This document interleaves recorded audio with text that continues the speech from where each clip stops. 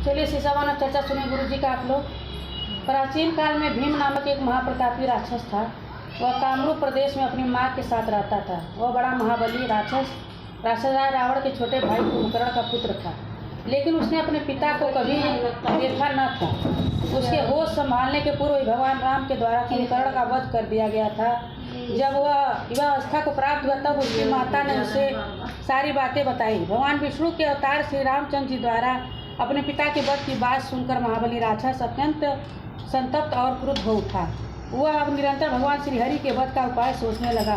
उसने अपने अभीष्ट की प्राप्ति के लिए 1000 वर्ष तक कठिन तपस्या की। उसकी तपस्या से प्रसन्न होकर ब्रह्मा जी ने उसे लोक विजयी होने का वर दे दिया। अब तो वह राक्षस ब्रह्मा जी के उस वर से प्रभाव से सारे प्राणियों को पीड़ित करने लगा। उसने देवलोक पर आक्रमण करके इंद्र आदि सारी देवताओं को वहाँ से बाहर निकाल दिया। पूरे देवलोक पर अब भीम का अधिकार हो गया। उसके बाद उसने भगवान श्रीहरि को भी युद्ध में परास्त किया। श्रीहरि को पराजित करने के पश्चात उसने कामरूप के परम शिवभक्त राजा सुदक्षिणा पर आक्रमण करके उनके मंत्रियों अनुचरों सहित बंदी बना लिया। उसके अत्याचार से वेदों पुराणों शास्त्रों और स्मृतियों का सर्वत्र एकदम लोप हो गया। वह किसी को कोई धार्मिक कृत्य नहीं करने देता था। इस प्रकार यज्ञ दान तप स्वाध्याय आदि से काम एकदम रुक गए। उसके अत्याचार की भीषणता से घबराकर ऋषि मुनि और देवगण भगवान शिव के शरण में गए और उनसे अपना तथा अन्य प्राणियों का दुख कहा।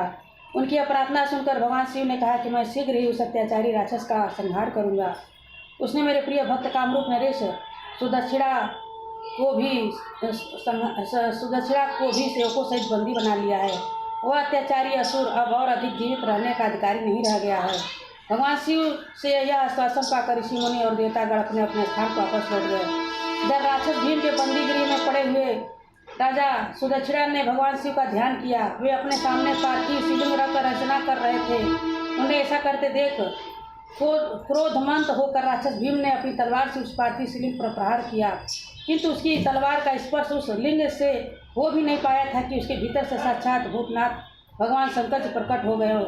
उन्होंने अपनी हुंकार मात्र से राक्षस को ही जलाकर भस्म कर दिया। बोलिए हर हर महादेव, बोलिए साचे दरबार की जय। देखिए